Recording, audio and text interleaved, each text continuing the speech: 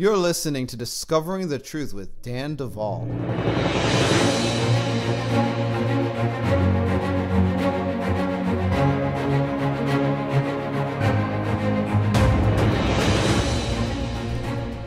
Folks, there is something that many of you have been waiting for, asking for, thinking about. Who is Dan Duvall's wife, and will she ever be a guest on Discovering the Truth with Dan Duvall? The good news is that today is the day. That's right. Today is the day I am introducing you all to my lovely, beautiful, gorgeous wife, Christian. And the most profound thing is that not only has God blessed me with a beautiful, gorgeous wife, yes, I use both of those terms independently, one of the other, but also an extremely proficient, intelligent, high capacity woman. And so, without going too much further, Christian, thank you so much for joining me on this podcast and for being willing to introduce yourself to the listening audience. You're welcome, Dan. Thanks for having me. I'm very happy to be here. Christian, we have so much to talk about because here's the thing. During our courtship, our marriage, our wedding, after our marriage, the listening audience for Discovering the Truth with Dan Duvall did not get the updates on our story. As a matter of fact, I wasn't telling it. I was pretty quiet, knowing that at some point, one day in the future, the whole story would be told. And so today, I think we need to tell the story so that everybody can catch up with just what happened, how we met, and how we got married, and what's transpired since then. First thing, though, I want you to just introduce yourself and tell everyone a little bit about your background and where you were at in your life when we first met.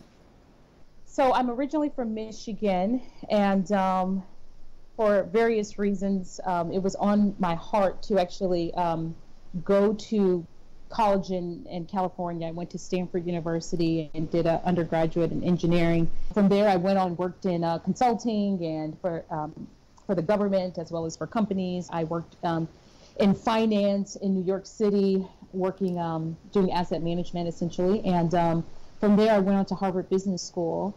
And post that, I worked in finance again. I worked at a pharmaceutical company doing mergers and acquisitions, and finally at a national retailer doing international business development. And so by the time I met you, Daniel, I was exhausted from working extensive 18-hour days on pursuing a very rigorous education track as well as a professional track. And even though I'd grown up knowing the Lord and loving the Lord, I was just pretty drained from having pushed my life forward and accomplished a lot. Obviously with the grace of Jesus Christ, but not always with the real sense of identity about what my full calling and mandate would be. And so that's where I was before I met you. And I was just in New York City, working at a retail company, working from, I would get up at 5 and, probably start working at 5 a.m. because I had international client, had international business. Get to work at 7, work till 7, then work another, 10, about 3 or 4 hours before I head to bed. So 5 hours of sleep, 1 meal a day, and incredibly bankrupt from a spiritual perspective. My goodness. Now, folks, let me tell you guys how we first communicated. Because we did have a communication before I knew who Christian was. And that was a few years back when she sent me an email. And it said, my name's Christian, and I would like to get a hold of one of your guests on your program. Do you have their contact information? And I said, thank you for writing us, sir. And that's because Christian is actually a very unique name for females. I sent my future wife an email at that time, not knowing that she was even female. I thought that was really funny later on. But after that, she first showed up as part of the Bride Ministries discipleship courses in the beginning of 2016. And I didn't see her face. I didn't know who she was from anyone. But I will tell you on my end, and some of you that were part of those discipleship courses will remember, she had very insightful comments. And I loved to let her talk, and I would pick on her intentionally because I found that she just had so much life in her responses and the things that she shared. It really blessed the entire class, and that really set me up for a big trip up when I actually saw her face on the webcam and realized that not only was she very, very insightful, she was also kind of cute. And you're cute. Going into my mindset back then, I was trying to keep things very, very, light. And so that's what went through my mind. And sweetie, how did you stumble into our discipleship course? So I think the truth is my journey would go back to finding out about you in 2014, I believe. And at that time, I went on a media fast, but I was drawn to some of this alternative reality because I realized that what I was seeing on the news was not exactly the whole story. And so I started getting interested in a lot of your series and listening to your podcasts, and didn't have anybody to talk about it with. So I would make my mom listen to the podcast. I would make my sister say, do you love me? But listen to this podcast so we could talk about it. And so I've been listening to your podcast for years. And then in late 2015, God began to put it on my heart to sow into your ministry. And I said, okay. So, and he said, sow into Bride Ministries. I said, okay, I'll get to it. Sow into Bride Ministries. And so it wasn't until Thanksgiving, it was November 2015, when I invited over a group of people to my house, and it was this young girl who had just gotten saved. And she said, and I told her, I said, I've been struggling with this. God told me to sow into this person's ministry, and I haven't done it yet. And she said, Christian, delayed obedience is disobedience. And I took that rebuke from that 22-year-old girl, and I said, you're absolutely right. She was 20 at the time, and I said, I'm sowing into the ministry. So I started sowing into the ministry. And it wasn't more than a few weeks later that God said, take his discipleship classes. And I said, I don't really know about that. God said, take his discipleship classes. I'm like, God, I don't really just sit underneath anybody. Like, I've been saved a long time. I don't really just become disciple. Like his podcast, I'm not going to just sit and just be quote unquote discipled by just anybody. Take his discipleship classes. Okay. So I signed up for 2 of the discipleship classes. And out of obedience to the Lord, to the leading of the Lord. And it was incredible, life-changing. When I say I've been a recovering Pentecostal is what I call it, because I was saved and filled with the Holy Spirit and speaking in tongues at 6/7, and told very quickly that, now that you're saved, you're at the age of accountability, and if the rapture comes, you're going to hell.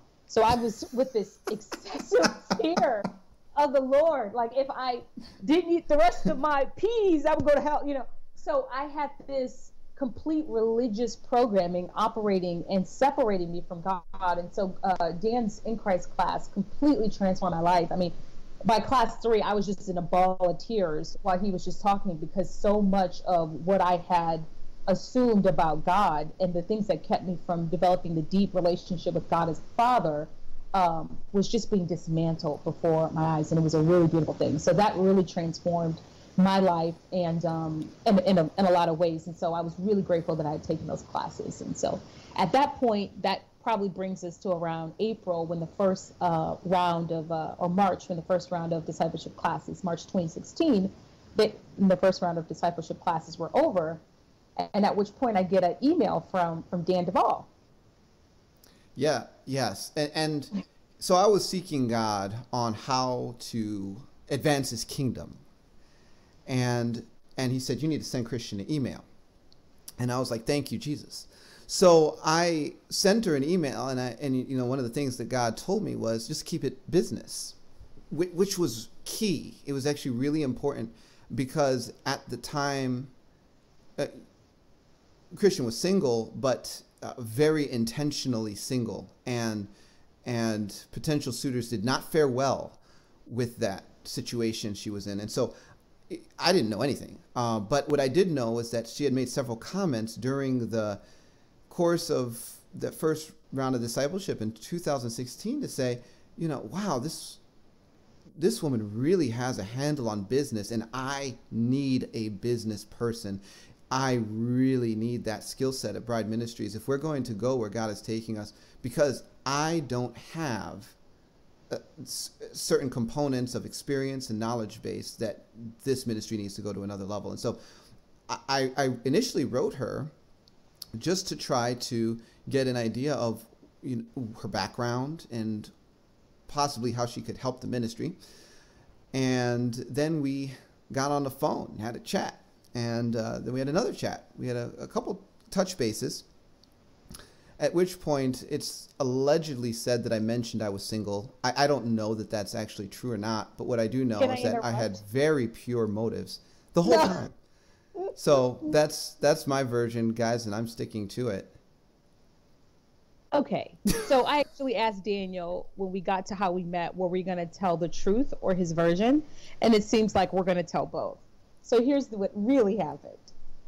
Daniel did reach out to me, and he reached out to me in an email and said, hey, talk about business, and I love Jesus. So I'm like, okay, of course, I'll talk about, how it can be helpful to Bride Ministries. It at that point blessed me quite a bit. And what I didn't tell Daniel until we were pretty much almost engaged is, between the time when he reached out to me and the time that we actually got on the phone and talked for the first time, I had a dream. And in the dream, and this is a real dream, this isn't a figment of my imagination or me imagining this. We were in heaven, Daniel and I was dancing with Daniel's spirit, and it was a wedding, and we were at a wedding reception. And there was it was like a folksy wedding. So Daniel's spirit was huge, and it had on a military uniform, but it was a kind of military uniform you'd wear at a ball, not to go out to battle. And there were so many folksy, there's all these bright lights, and they were on us, and they were dancing around us in a circle and clapping and cheering. And I had on this dress, but it wasn't like this super elegant dress, whatever. It was just a nice little folksy dress. And I'm dancing with this huge guy. It was Daniel, only a little slightly better looking, honey, and huge, just really, you're very handsome, dear. Very, very tall guy. And I was dancing with him, and I remember being like, I should be afraid of him. He's kind of huge, but I'm not. I'm not afraid of him. I love him. And he's kind of jolly, like a Santa Claus kind of figure. Anyway, so I remember that dream and feeling, just like, oh, that's really great. And then immediately thought that this is really, really weird, because what I had known was that Daniel was married, because I listened to his podcast. And so I'm like, this is just weird. I'm putting this away and never taking it back out. Maybe it wasn't Daniel, it was someone else. And so at that time, I didn't know he was actually divorced and had already been divorced by that point. So anyway, so that was the story. I just put that away in my mind and got on a conversation with Daniel, and he just asked me about my background. We had a very casual conversation. But honestly, and fellas, you guys do this, Daniel wanted to make it excessively clear to me that he was single. And it was a little awkward, and I just said, okay, I'm not going to tell him whether or not I'm single. I'm going to keep it professional, keep it business, and just let that awkward comment hang out there. And it was something like this. People wonder how I can do all the things I do. I'm so busy. It's because I'm single. I'm single.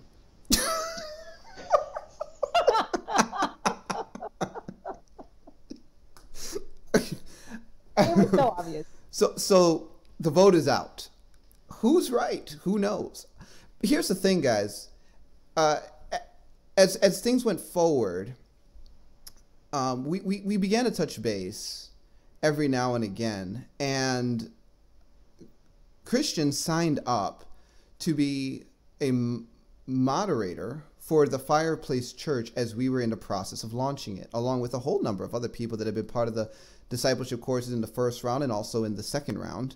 And while we were in the gearing up phase for the launch of the Fireplace Church, I found myself taking a trip to New York City because I drove from New York City to Montauk, and that's where Elena and I, who was a survivor and came on my podcast to talk about it, went to Camp Hero in New York and prayed on the land, a territorial warfare type situation. And there was a podcast that's still up. You guys can listen to it, called Montauk Boots on the Ground. I had Elena on the podcast and we were talking. She shared, I shared the experience of going to Montauk and praying and what God did, including this giant prophetic word that he gave me. It was something that we had to declare on the land. It was really powerful. Well, when I was going, I shot off an email to Christian and I said, hey, I'm going to be in New York. Would you like to meet for some coffee and shake hands? So that actually became our first face-to-face. When we met, it was a little awkward.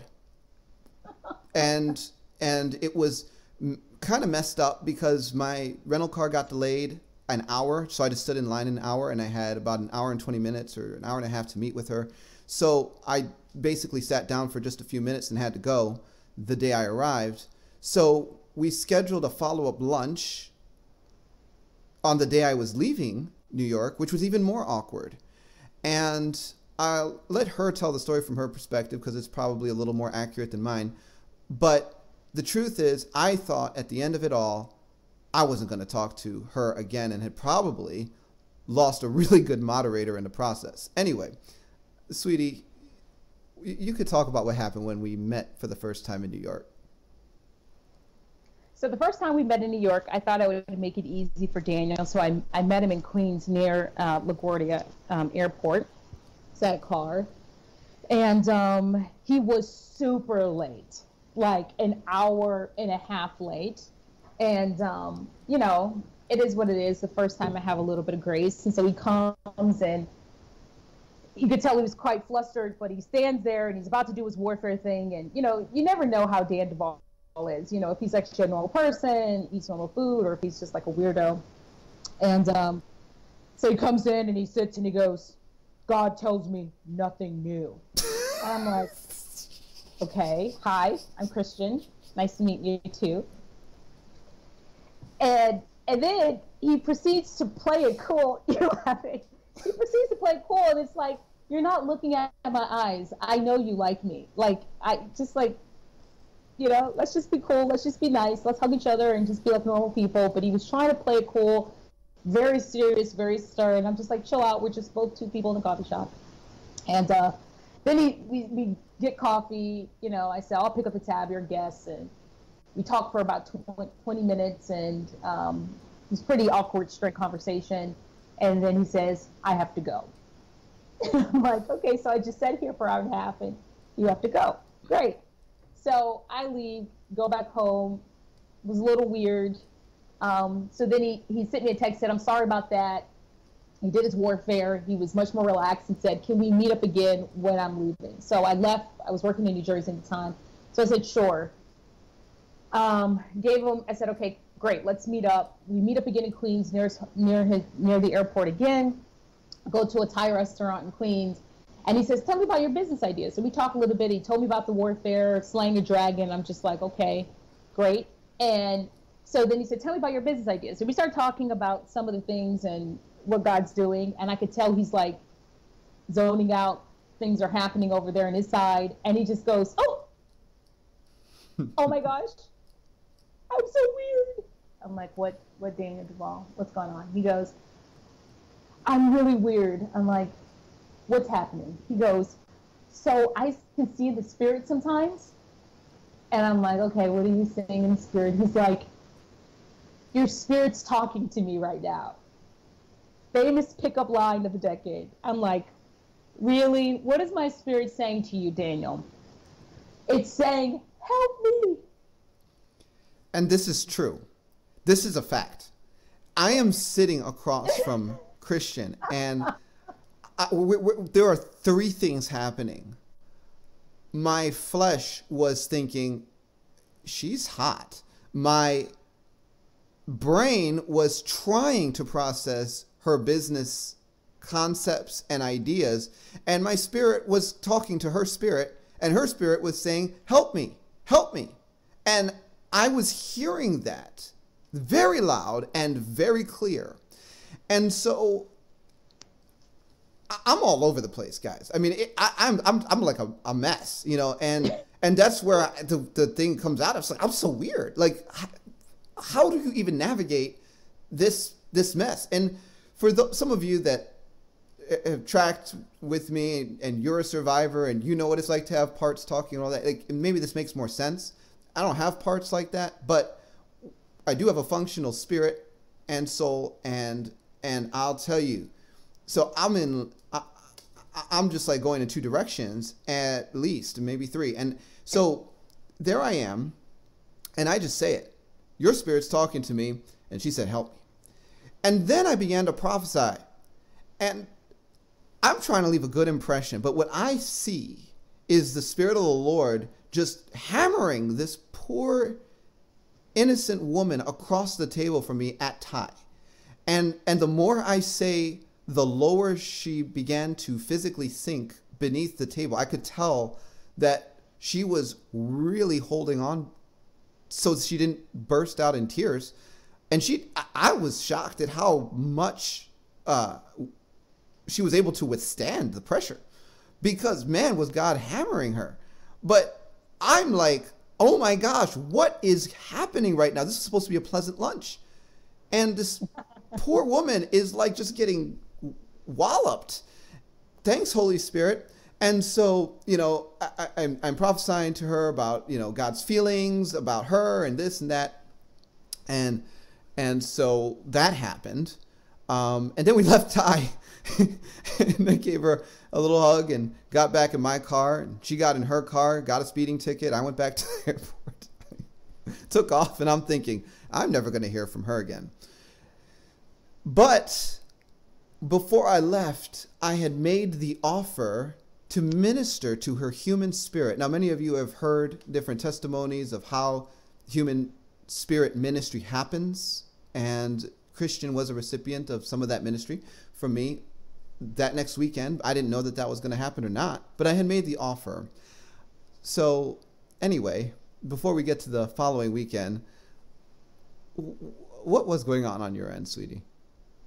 So I'm like, you have to understand, I am a businesswoman, okay? I'm a young businesswoman who has to sit with the CEOs of my companies and the executives and have composure, and I'm serious and I'm stoic, and quite frankly, a bit intimidating to a lot of people. And that was my shtick, right? Like, obviously I love Jesus, woohoo, but no, I had a business part, and that part was just all business. And so I was not prepared to break down entirely in front of a stranger. I was not that emotionally vulnerable, definitely not at that time. And so I'm like, can you just keep it together? I'm like, to my spirit, my soul, could we not just keep ourselves composed throughout the Dan Duvall lunch? Did you have to tell my business I am fine? I don't need help. Well, I do, but I don't necessarily want it right now, right? So I was not happy that I got ratted out, to be honest, because I just wanted to have a nice put together lunch, okay? And so we made the offer, and I knew it was the right thing to do, but I was going to sabotage it. So I said, okay, I'll sit down with you for a spirit workshop, and you can minister to my spirit. So we decided 1 o'clock, and I said, okay, and I'm going to book a girlfriend to go out to lunch with her and hang out with her at 2. So I'm going to talk to him for 45 minutes and see if I'm a great conversationalist and I can wear him down, and then we'll have 15 minutes to minister. And then I'll say I have to go because I have something at 2. So that Saturday arrived, and I talked him down for a good 30, 35 minutes. I'm really good at doing that. And then we begin to start, and 4 hours later, I was set free. And my girlfriend had called twice, and I said, I can't talk to you right now. And I went from going, hi, I'm Christian, very serious, very stoic, to, hi, I'm Christian. I called my mom and I said, I just had ministry with Dan DeVaul. And my mom was like, what did he do to you? I think he's messing with your mind. She's like, why are you so happy? So the point is that it was a twofer. Both of us got something out of it. I think Dan thought it was cute and he wanted to make sure I didn't have any parts. He wanted to look under the hood and inspect to make sure that all was intact. And I got incredible ministry to my human spirit that opened up a lot for me. And that's a whole another thing in terms of the incredible acceleration and release and breakthrough that happened as a result of getting in touch with my human spirit. That whole session probably could be its own podcast. So I won't go there. But the whole point is, after that, there was a huge defensive mechanism that was just pointed at any guy that came down. And we just start talking a couple times a week. And before you know it, within a month or so, we both had the I like you conversation. And then we started dating. Now, Sorry. Go ahead, Daniel. When we started dating, it was, well, she was in New York and I was in Texarkana. So we didn't see each other. And we just spent a lot of time on the phone. Now, when we first started, and even throughout our courtship process, I would tell Christian a lot of things, like, oh yeah, we were on Mars the other day, and oh yeah, we were destroying grids the other day, and oh yeah, like all the stuff that y'all listen to me talk about, and the things that you wish you could ask me questions about, she took full opportunity to. She asked me about everything. I mean, all the different things and how this worked and the mechanics of that and all this stuff. So we had a lot of, very factual conversations at the outset, not very many relational conversations, but that was part of our journey. And I'll tell you, she did a lot of fact checking. She did a lot of fact checking because she was trying to figure out, is this guy for real? Because this guy is a little out there. And Christian was a professional, so she did a lot of fact checking, and I'm gonna let you talk about some of the surprising fact checks that you tracked while we were together. So you have to understand, from my perspective, I'm a spirit-filled believer, but I'm a Stanford engineer and a Harvard Business School graduate that graduated with distinction, top 10% of my class, okay? So if I'm going to be hitching my wagon to this brand, it better not be a loony brand, okay? Like, this guy better not be, like, delusional about what he's doing in his spirit. So I had, for various reasons, made friends with a lot of the clients, and they would call me and tell me the stories, and that was one point of validating some of the things they had said. But what was actually happening was that I found this out later, much later, that God was actually purposely putting a lot of things that Daniel works on in the news as a way to validate his veracity to me. And so one example of this is the Montauk, and he actually mentioned this in public a while ago, but when he did the Montauk work the first time I met him, the day after he left, they announced that they were canceling plans to bring a pillar from the Temple of Baal into Times Square, which would have opened up a massive demonic portal for all kinds of dark agendas into that city. And it was literally, this thing had been planned out for at least a year or more. And it was literally the day after he left and finished the Montauk warfare that cancellation of that plan was there. And I was like, okay, that's interesting. Daniel talked a lot at that time about destroying financial grids and how he was working on financial grids vis-a-vis the Rothschild banking system and a lot of stuff in Europe. You have to understand, Daniel does not follow the news. He's not a researcher. He's a practitioner. He just does what God tells him to do. He's not coming up with a story about how things should work. He's just literally confronting things in the spirit. And so shortly after some of that massive stuff, I look up, because I follow the news. I'm a current events person. Right? That's how you, in business, you have to kind of follow what's going on with stock markets, what's going on with politics. And I said to Dan, I said, I think this is what you did. He's like, what? I'm like, Brexit. And he goes, what's Brexit? I'm like, Dan, okay, stick with Okay, me. now you're really blowing me up. You did say that. I did say that. That's true. This is a true story, folks. I didn't know what Brexit was until Christian told me. And I was like, oh my gosh. Because I knew when I heard that, that was not what the powers of darkness wanted to happen.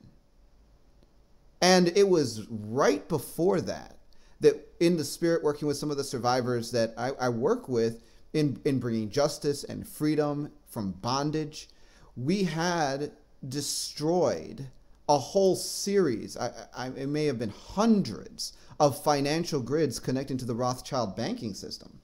And so that was profound for me too. Go ahead, sweetie.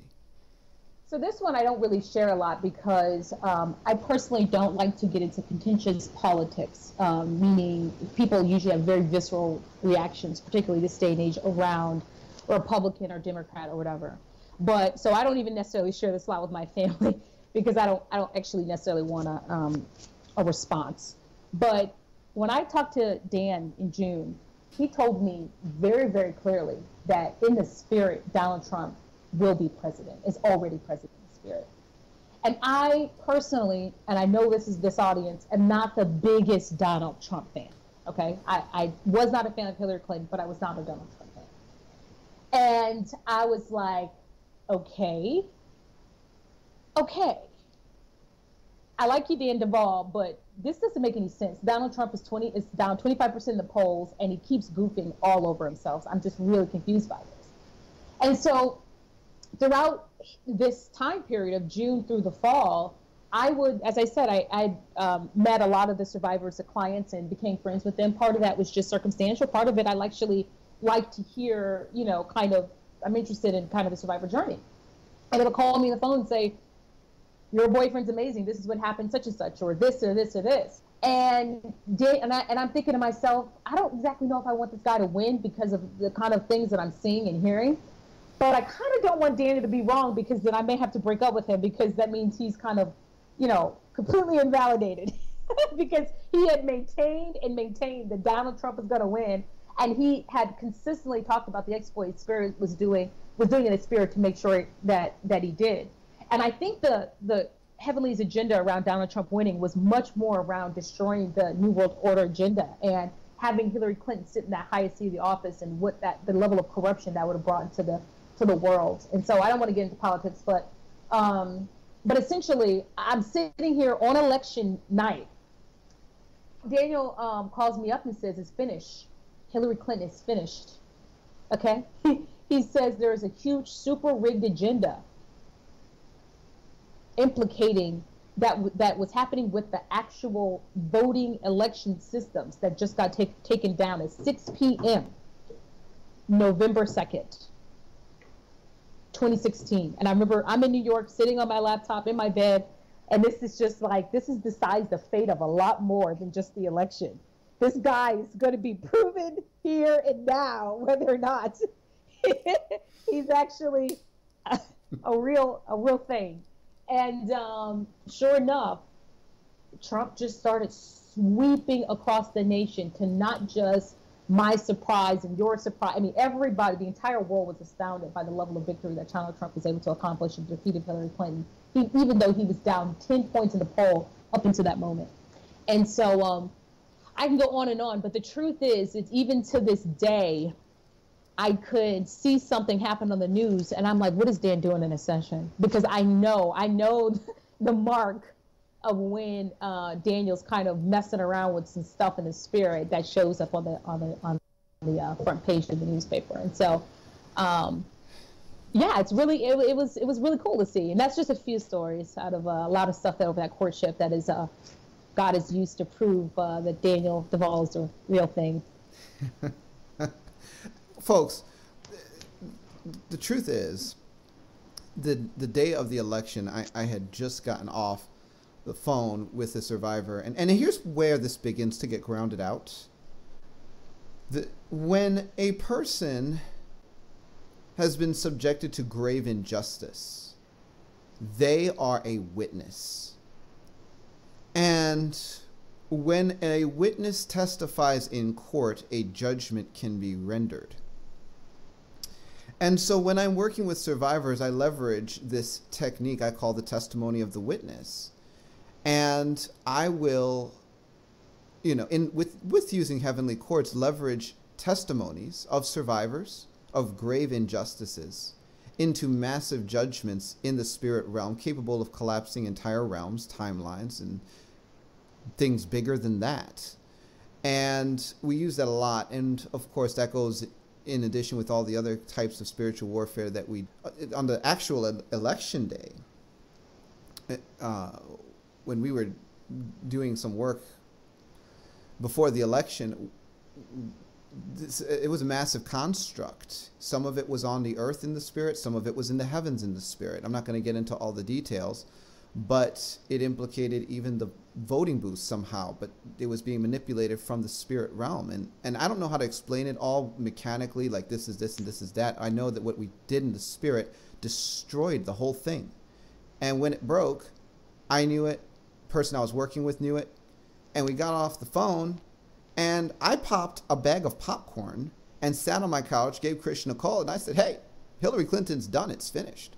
And I, that night, in my Texarkana apartment, ate that popcorn and laughed all night at these pundits who could literally not figure out why the script they were given didn't actually play out. And they were so angry. And I remember marveling. I said, I've never seen newscasters be so upset about the outcome of an election as I'm seeing right now. And well, hey, it happened. I didn't get on a podcast after it to tell the story because this is one of those things that it's really heard best out of the mouth of someone else. But I'll tell you the other winner. It was only, I'd say, a few days before that, at the very end of October, we got engaged, and praise God, we stayed engaged. It's probably because I'm like, yep, he's for real. I may be able to tie my brain to his, hitch my wagon to this train. So I'm going to tell this story because I know that all of you are thinking, how did you propose, Dan Duvall? And I'm going to give a special shout out to Jeff and Jan Jansen and Global Fire Ministries, because when we got engaged, again, we're living in separate cities, but Jeff had invited Christian, and they actually flew her in for a conference, and I was there speaking for a conference. And so they got her hotel room, they got her plane ticket, and she was able to sit in on the conference and be part of it while I was there. And so unbeknownst to her, I had called her parents before going and asked them if I could request their daughter's hand in marriage. And they said yes. And so when we were there, I'm going through this conference thinking the whole time, I'm going to propose this weekend. And, we didn't have that many face-to-faces, so you kind of have to decide what you're going to do. And I think that at one point, Jeff had actually thought I was going to propose to her in front of the entire conference, which I would never have done. Knowing Christian, that would have not been a win. So I waited until the conference was over, and we went on a date in Nashville. And it was a really beautiful night, and we had gone out to eat, took a walk, and as the sun was setting over a bridge in Nashville, and there was all this wonderful music in the background, because there they play music in all of the little restaurants and bars and things down the street. We went to an area on the bridge while the sun was setting, and it was there that I proposed. Can I tell the rest? Please. So we're on this bridge, and Daniel's hugging me, and I'm a very, as you probably could tell, upfront kind of person. I'm like, why is your heart beating so fast? And he's like, my heart's not beating fast. I'm like, okay. And you know what? The truth was, Daniel's heart always beats really fast when he's around me. So I'm like, okay, this is just another day. And so we go, when we walk, we sit down, and then he pulls out the box and just proposes in the sweetest, most lovely way. And my response was, did you ask my mom? Did she say yes? And after that, he said yes, and he explained to me the whole story, and I'm like, okay. And then I said, well, we haven't even gotten to a big fight yet, because at that time I thought you couldn't actually get engaged until you had a huge blow-up fight. And he said to me, that's okay, Christian. Now you know that when we get into a big fight, I'll still be here. And I said, okay, and I'll take it from there. And so it was just a beautiful night in Nashville, and yeah, it was great. So the good news is that I was engaged, and Christian was engaged to me, and it was beautiful for about 30 seconds. And I'm going to tell you why. And we weren't actually planning on talking about this part, but I feel like it's actually going to be a very healthy thing to bring this part of the story up in the context of this conversation. And as many of you know, Bride Ministries, beginning in about November of 2016, it underwent huge attack. And it was a very painful season. One of my closest friends and a survivor who I was in a deep fellowship with turned on the ministry in a way that was just absolutely painful. It was painful to me. It was painful to the other survivors.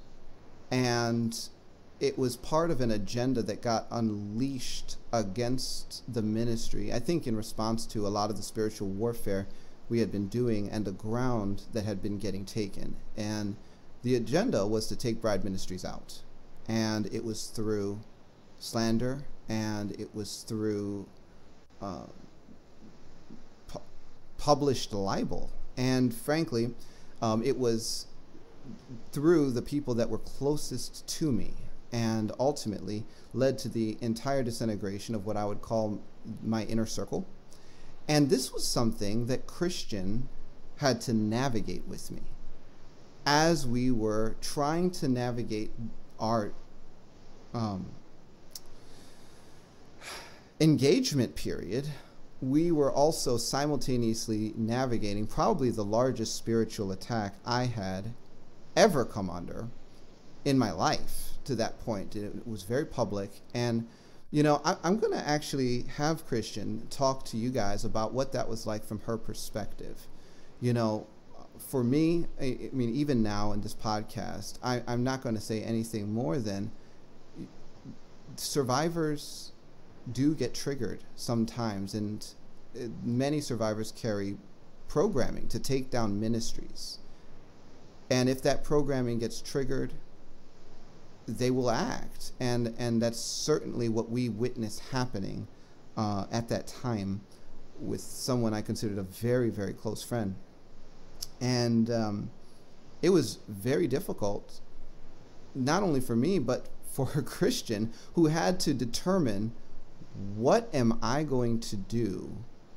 Because I am now engaged to a guy who's being accused of everything from being a Luciferian to being an abusive coach to, on and on and on. So, Christian, what was it like for you beginning in November and kind of going through to March when everything began to fall off? It was a bifurcated experience, because at one hand, because we were dating long distance, we would spend hours and hours and hours on the phone. And I think Daniel was trying to spare me from this for the first 3 or 4 months of our dating or courtship. we would spend 3 to 4 hours on the phone, and I was doing excessive amounts of due diligence, which is not, I guess, now that I know what you necessarily do in a relationship, but I would just ask him question after question after question after question. It was an incredibly interrogative interaction. And so as a result, I got to know Daniel the way he thought very, very, very well. Moreover, I got to know his lifestyle and what he did, because when he was not working, he was on the phone with me. And so what I had observed from Daniel is an incredibly earnest man of God who was very, very sincere in what he did. And I really couldn't find a lot of fault, even if I tried to reach for it, because I had my own protection issues going on with how he comported himself. But, you know, he was just like a lovely person. But at the same time, I'm getting all these accusations that I'm having to force to deal with, right? And I have a life. I have a very high-paying job. I have great friends in New York City. I've been there for eight years on and off. I have a lot to lose. I have a lot to give up.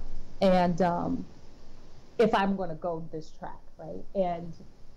And that whole part of where I thought my life could go was also being called into question as I considered joining up forces with Dan Duvall, because I understand that there is a higher level of spiritual implication or weight of every single thing that I do.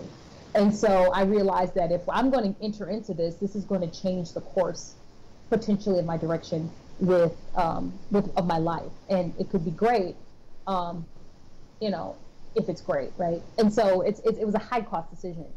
On the back of seeing Daniel navigate the situation incredibly well, I mean, he would, you know, it was really a lot of the accusations were pointing at him. And what I would notice is that the community was hurting. And instead of dealing with his own hurt, he was counseling the community through what they were going through as a result of that. And so I saw a lot of kindness out of him. And I just saw a guy being hammered. But at the same time, and this is something I know much better now than what I knew then, but I was getting an excessive amount of attack in my soul, in my mind, to turn me against Daniel in the same way the other people have been turned against Daniel. And the truth is, this is not something that I actually understood was going on at the time. I didn't understand it until I was out of the situation and other people start reporting back about the attacks that they were getting against Daniel. And I had a level of commiseration with them because I experienced it myself. And so, and so the way it manifests is, it's just like this, you know, whatever Daniel actually does, this is the way I think about it in the spirit. We all come with our own insecurities, fears, or places of hurt in which we have not actually healed from. And the devil knows how to take, I think it's obviously through witchcraft and other kind of stuff, what Daniel does, and places a veil over it so that it looks like what you are afraid of, what you have not been healed from, what your issues are. And then that becomes magnified to a point that you actually can't see Daniel's actions in earnest as they actually are. Instead, you actually see them through this lens, and it gets bigger and bigger and bigger until you are able to actually mount an accusation against him. And now he has to become accountable to respond to your own brokenness being exploited. And I'm not saying this as this is something that goes on with other people. I'm saying this is what was going on with me and my relationship with Daniel, right? And so I didn't know this at the time, but a lot of the issues we were having, everything got so heightened and big. And the closer I got to leaving my job, I walked away from my job and moving to Texas, all this stuff was exploding even more. And they launched as much of an attack as possible. It was as if they threw all of hell at me to get me from moving to Texas. I was moving to Texas in March. I had enough of my job, and we were still in courtship, and we were deciding where we were going to live. And there was just an onslaught of mental attack in my mind, trying to get me to second guess myself, second guess my decision, and second guess Daniel. And whatever they could use to cause doubt, they would do it. It wasn't until I was in Sweden. As soon as I left New York, I went to Sweden for about a week and a half to visit. I went to Sweden to hang out with myself, and then I went to Amsterdam to hang out with a friend. When a former survivor who had gotten, coaching for at least a year with Bride Ministry for free, sent a letter to the board with just libelous just attacks against Daniel. And when I first read it, I was in a hotel room in Sweden. I was going to go out, and I'm like, ooh, this is just another bad thing about him. And then I read it again, and I saw how vile and just factually incorrect and disgusting it was, and even the spirit of sending a letter slandering a leader to their board of someone who's received help for over a year. I just saw the slander and the ugliness of it, and I realized that that the content of these letters, part of it was to influence my decision. And it was very, very clear that the enemy did not want Daniel and I to get together and to be together. And they were using a lot of these attacks to try to change my heart and mind about Daniel and say, this is just too messy. You need to journey this by yourself. I can't go on this journey with you. I mean, it's different if you're sitting in your house waiting for a guy, but I never wanted to be married. I was not interested. I can pay my own bills. I can cover my own life. I had a whole version of my life that did not include a man, and it definitely didn't include Daniel. And so it wasn't that hard to try to use those places within me to launch an attack against Daniel and to call this quits. But that at that point, the enemy had showed reared his ugly head about the true nature of these allegations. And I knew that I was going to stick this through, and I was not going to let the enemy deter me from what God was doing with us. And so it was an ugly point, but Daniel grew a lot. There was a lot of maturity that came out of him. And the truth about Daniel is he's in earnest. There's no other way to say it, which means at the end of the day, he always wants to do the right thing. And so if any time he doesn't, he is quick to submit to wisdom, quick to submit to correction, and really try to bring a spirit of unity and cohesion throughout the entire process. And he was very disciplined in not opening up his mouth when there were so many public accusations being said against him that were just lies. He relied on the Lord to be his defender, and for that I saw a level of discipline, and that's the kind of person I would want to join life with and do life with. And so that was it was a tough period. I think that they threw as much at us in our relationship as they possibly could, but it didn't work, and things broke open, when I got to Texas in a lot of ways. And then we got married in May, and moved to Dallas in June. And then you want to kind of introduce that story, because that's really when, so you have to understand, business world, I got this whole thing unlocked. And then I move over to this high profile person in the spirit. And he is actually very high profile in the spirit. And I had my own giftings and callings that I wasn't really aware of that made me very high profile in the spirit. And the truth is, I don't fully understand them now myself, but I have a much better grasp of it. So we're two very high profile people in the spirit that are coming together. And we didn't decide, the Lord had decided that Dallas was where we were going to land. And so before I get to that story, did you want to say anything before we get to the moving to Dallas and what that was all about? Yeah, I will just say this. Folks, I'm not the first, and I certainly will not be the last minister and person that is confronting the kingdom of darkness in radical ways to come under the attack of accusations, slander, libel, gossip, so on and so forth, betrayal, backstabbing. It is a very run-of-the-mill attack against leaders in the body of Christ, and many leaders that are having a profound impact have to go through this test. Even Jesus had to be betrayed by Judas, one of his closest comrades. And there's something about being betrayed by those closest to you that graduates you into a level of Christ-likeness that you're not going to, step into any other way. Jesus had to be betrayed by Judas, and that was prophesied. And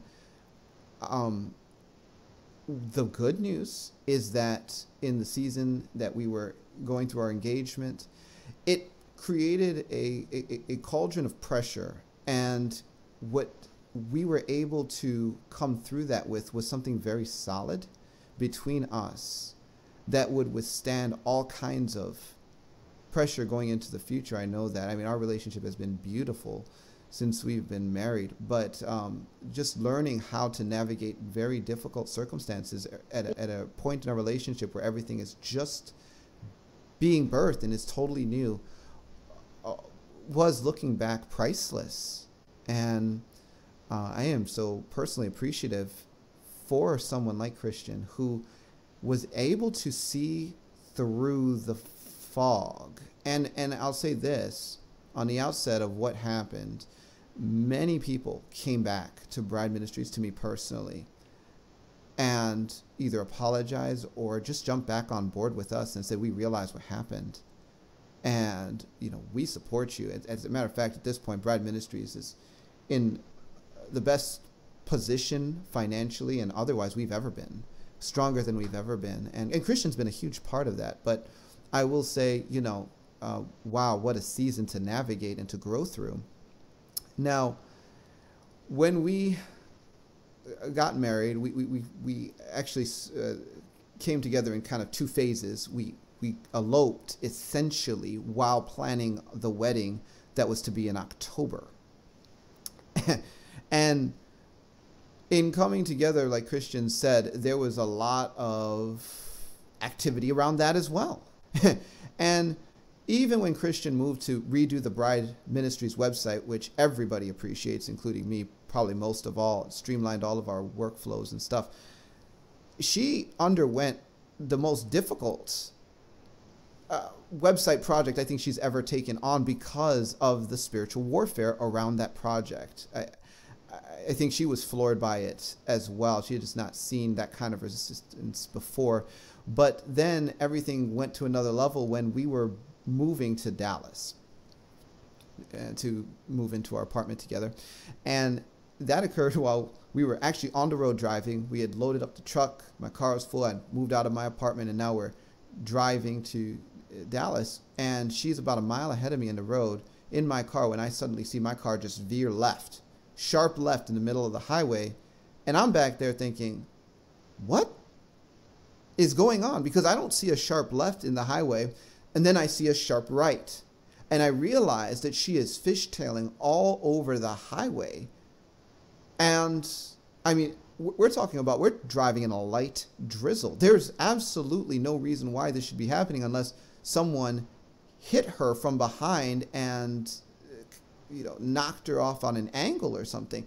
And I suddenly went into a state of concern. I'm like, oh my gosh, she's spinning out of control. And so I'm just driving to catch up. She pulls off. A car pulls off behind her, and I pull up right in front in the truck, and I run out of the car, and I, grab her out of the car. The side airbags had exploded, and she was fine. And I'm like, oh my goodness, Christian, what happened? Are you okay? Are you fine? Are you injured? What's going on? And she was okay. No injury, nothing. I thought the people that were behind her had hit her, but they hadn't. They just wanted to make sure she was okay as well. And there was no explanation in the natural as to why the car spun out of control. It just did. And fortunately, she was okay, but ultimately, the car got totaled. Anyway, sweetie, why don't you tell listeners what actually happened to you?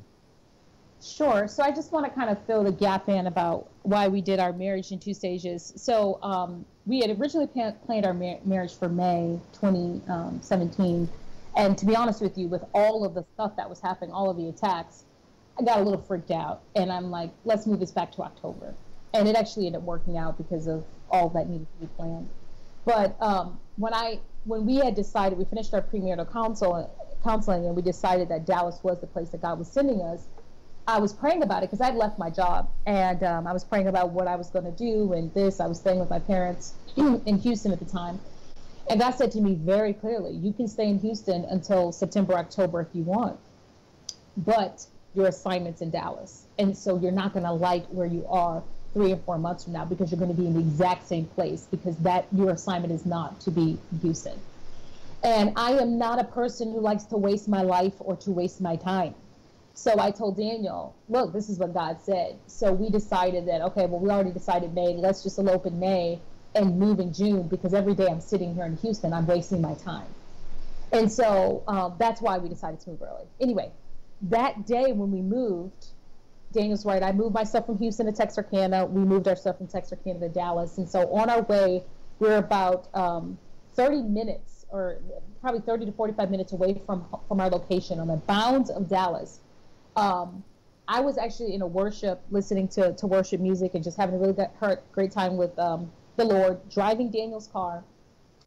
And something in me just drove up ahead of the traffic. When 85 miles an hour, you could go. I drove up ahead of the traffic, went out about a mile ahead and cleared the space. So I was completely by myself. I don't know why I did that. I was in worship and I did it. And before I knew it, as soon as I kind of cleared the traffic, it was as if someone had taken over control of my car. And the steering wheel just like veered over, like someone had actually physically taken it and veered it over to hit the median.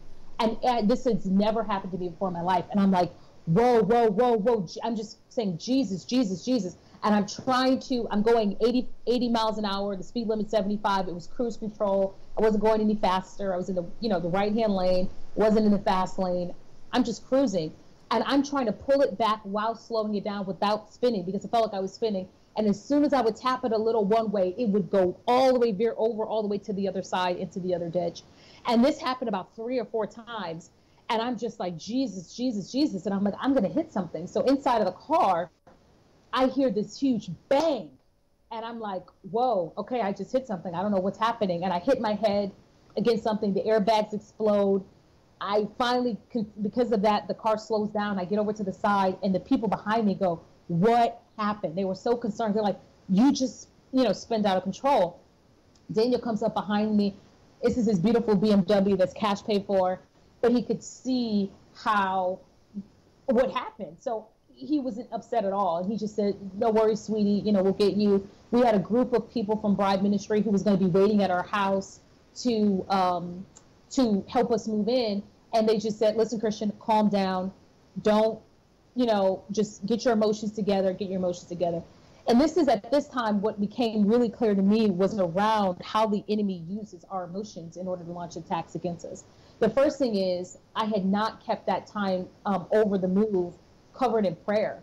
And so we found this later on when we went to the courts of heaven. I had not kept that time covered in prayer because I was too busy doing the day-to-day physical thing of moving, planning, getting this together, getting that together, making sure the U-Haul's here, making sure we have our rental stuff together. I had not covered it in prayer. And so what the enemy does is he loves to launch an attack, an initial attack at you that creates frustration, particularly during times of that there's frustration to be had, like moving, and probe you with that frustration. And then once you respond with frustration or anger or disappointment or whatever it is, he then harvests that energy and then makes the attack bigger and then throws it back at you. And then you give him more to work with and he makes it bigger, then he throws a beach ball size attack at you. Boom.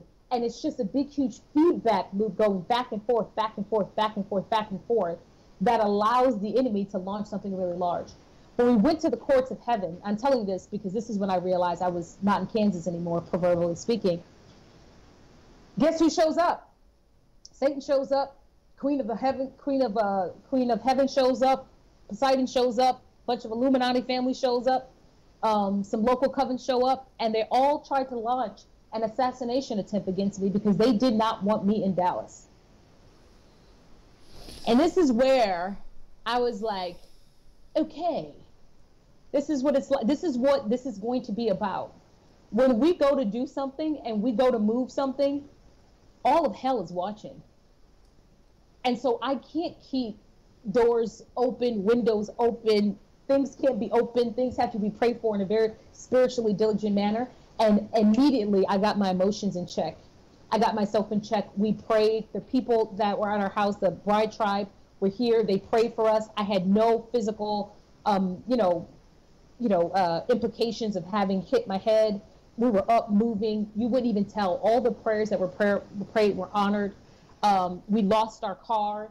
But I realized just how serious of a union I was entering into and how serious the implications were for our lives and everything that we did.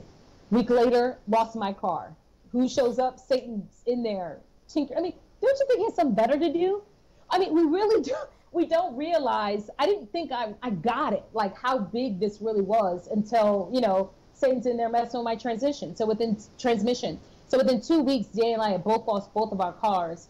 And the first 3 weeks of our marriage in Dallas was like climbing through quicksand, walking through quicksand. Everything was so difficult. And Daniel and I together as a union were great. You know, we didn't have any problems. The transition was easy between the two of us. But we looked at each other every day and we were like, why is everything so hard?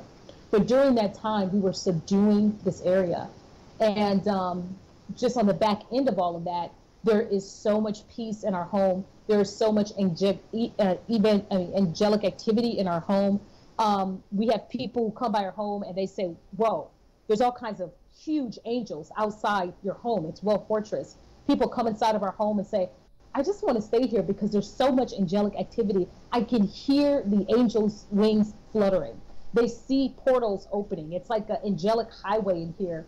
My office is, we have 3 floors, and so my office is all kinds of angelic dance parties going on. I mean, when angels in Dallas or around the world are frustrated with dealing with Christians who don't know how to use them, they come here and they relax, they get some bread of life, living water.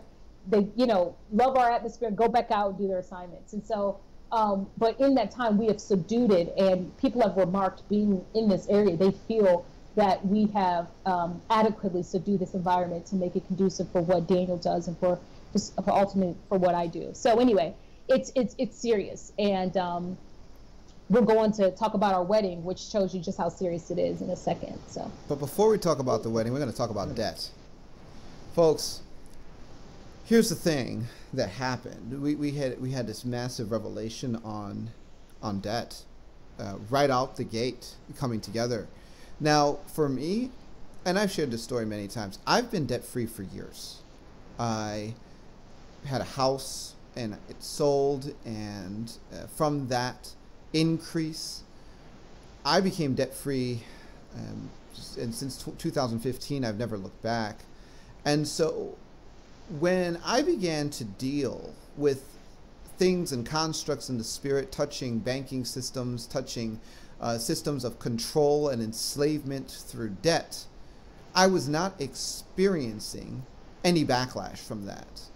And part of that's because, yeah, I do have a lot of angels that are on assignment with me to protect me, make sure I don't just like die from some random incident because people are doing witchcraft against me and Bride Ministries literally every day. But also because I was debt free, and so I was not really participating in a debt system that could bring an accusation against me. And you know, for our situation, it kind of looks like this. Let's say God gives you an assignment. He says, okay, I need you to burn down all the storehouses in this enemy's field. And you go and you begin to set fire to the enemy's storehouses. But then you realize, wait a minute, I want to go get some milk on the way back. So you walk around to the front door of the house and say, hey, you know, I'm setting all your barns on fire, but could I borrow $5 to go buy some milk on the way home? And it's like, that's not the way it works. You can't do that. And so a Christian came into our marriage, and she had some student loans, and she had the cash to pay the student loans, but she wanted to hold on to the cash, and they were low interest student loans. So traditional logic would say keep the loans and hold on to your cash and pay the low interest while you keep your capital and leverage your capital into something more profitable, which I would traditionally agree with in my former thinking. But when we came together, things started to happen. First, I lost my car, and it was, I mean, there was no bringing that back. And so then we had to go, and then I began to pray about buying a new car. And what came back in my prayer time was, buy it cash. You're not allowed to lease or get a loan on a car and get a car payment. Buy it cash.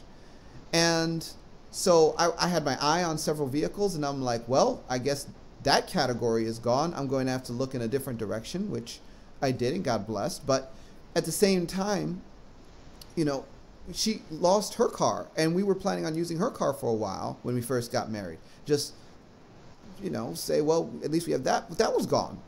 I mean, and as we're going through, things are quite working out. Stuff is being delayed. Even we're ordering stuff in the mail, it's getting delayed. Things are just off kilter. And then there came a day where I was sharing with Christian a story about some kind of exploit that we had in the spirit. And I'm not going to get into the details of all of that, but it was like something went off in her. And I'm going to let her finish telling the story about her revelation on the debt, at least as it goes in respect to us. Yeah, so it was, so what's, just to back up a little bit, I had gone to HBS, and that's not a cheap school. It's a $100,000 a year school, but the Lord had blessed, I had a decent amount of scholarship. And when my first priority getting out of school, out of business school, was to pay off my debt. So by the time we had gotten together, I mean, within a year and a half, by year and a half to 2 years of having graduated from business school, I'd paid off $100,000 in debt, because I was just so serious about getting it down. But my debt from undergraduate wasn't very, big, and I said, I just keep it. I'm gonna be leaving my job soon. I'd rather have the money, and use that as a comfortable position for myself. Daniel, the story again doesn't matter, but it was something in my spirit that even to this day I haven't been able to completely, because it doesn't actually translate exactly. It's not a linear way in which to describe how this story responded to my spirit, but my spirit absolutely was convinced that I had to pay off my debt. And I just got up. We were sitting outside in our patio, and I said, I have to go. I have to pay off my debt. So I literally went over, transferred the money from my, savings to my checking, put the money in, paid it off right there. I mean, within 5 minutes, I paid it off. And Daniel, Dan's kind of goofy. Oh, look, don't you feel great? You're debt free just like me. Blah, blah. And I said, Daniel, I need a minute. Because the Holy Spirit just fell on me so heavy. And I just began to praise God and speak in tongues. It was just so heavy, this release in my spirit. And the Lord said to me, I can now release your inheritance to you. And that was so powerful, but also like concerning. Like, wait, what? What do you mean now you can release my inheritance to you? So the Lord took me a little bit of a word study on debt. And I started looking at debt in the Bible.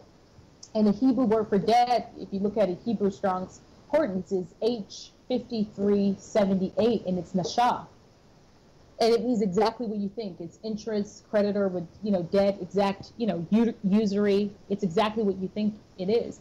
But there's another word, which is Hebrews 5377, which is right next to it, and it's nashah. And you know what it means? It means deceived, beguiled, seduced, and led astray. And the first mention of this is in Genesis 3:13, when they talk about what happened with Eve when she took the fruit. She was nashah, or deceived. And it just, when I saw this, I was like, it was just something in the pit of my stomach. Why is debt the same word for deceived? Oftentimes in the Bible, when they use the word for debt, it's exact, right? They use it exact, but they're saying the exact amount or whatever. And they're actually, think about if you put deceived or beguiled in there, it really changes the whole meaning. And so I asked God, started getting into the details of what this really meant. And in school, we learn that in economic terms, debt represents a call on your future earnings or your future assets, right? And a call is a obligate or right to, okay? So when you are going to buy a $50,000 car and you make $50,000 a year and you have other bills you need to pay, okay? So you can't literally afford to put $50,000 in cash in the car. When you go to buy that car with debt, what you are saying is, I don't have the money now, but over the next 3 years, I will have that money. And when I get my check of $5,000, you have the right to take the top of that before anything else get paid. Before I put anything in my savings, you get your money back, your $500 a month back, so that I can pay off this note. So that debt company actually has a right to your future earnings. And so the more I start looking at what Daniel does in the spirit and how it translates into the natural, and what we do in the spirit, and what, how the spirit worlds interact with the natural, it became very clear to me that when you create debt, and then again, this is not, I am not trying to condemn those who create debt. I believe financial decisions are things that should be done between you and God, and I am not trying to create a platform or theology by which everyone needs to live. So just take this about, this is what Daniel and I have come to. The revelation that God was giving me is that when you create debt, you are saying, you're creating a contractual agreement in the spirit that actually has weight on your future inheritance. And that is a very dangerous place to be. And so as long as I had debt on the books, even though I had the cash to back it up, so I was really debt neutral in real life, the enemy has a way to thwart my finances, reroute the financial flow that God has for me, and create strains on Dan and our lives that would not happen if the debt were not there. And so it's a very profound revelation that I had, because so let's go back to the beguiled and deceived. This is why the beguiling and the deception makes so sense with debt, because you are being deceived out of your own inheritance, out of having the full right to your own future income. And I don't know if I explained that very well, but it was a very, very profound revelation for me.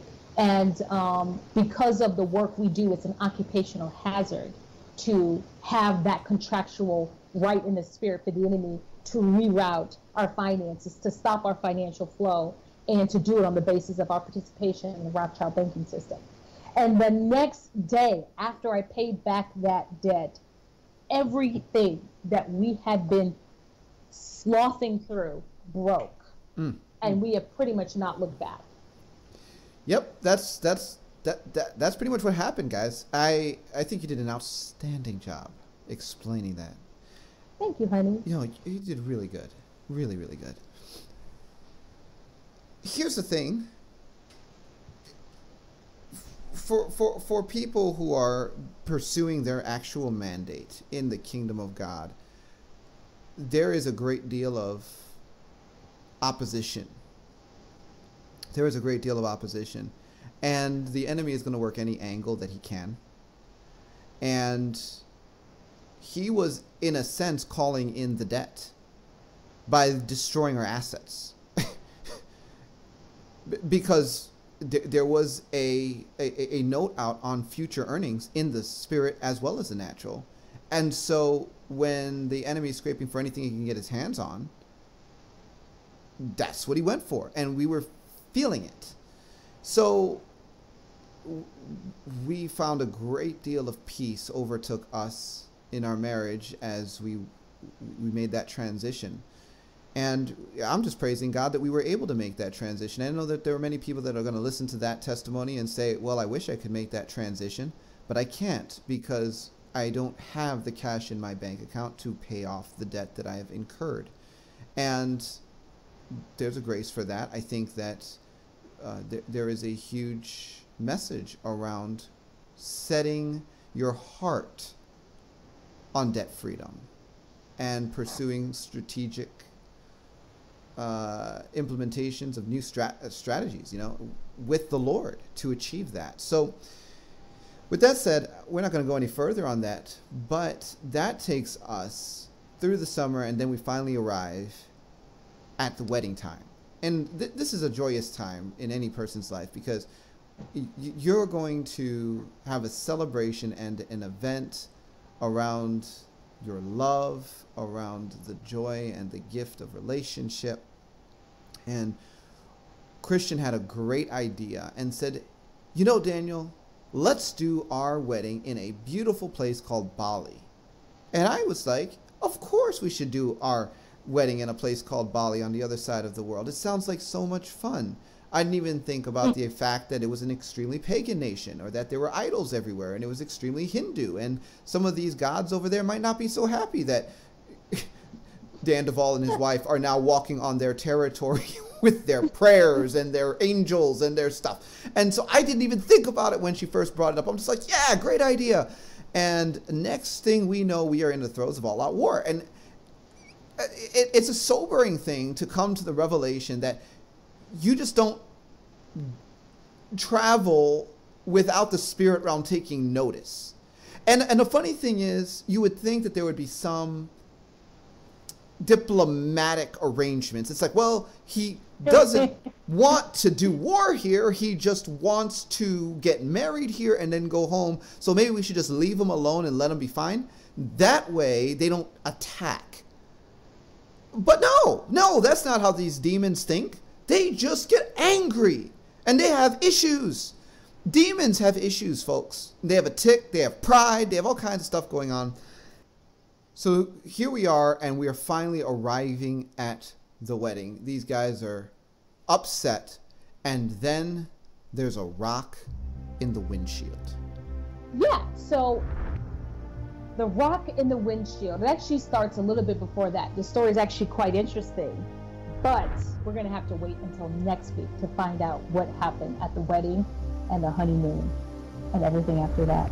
I'm so sorry, folks. You are listening to Discovering the Truth with Dan Duvall. See you next week. Boom. You've been listening to Discovering the Truth with Dan Duvall. If you would like to connect with us at Bride Ministries or to support what we are doing financially, visit us at www.bridemovement.com.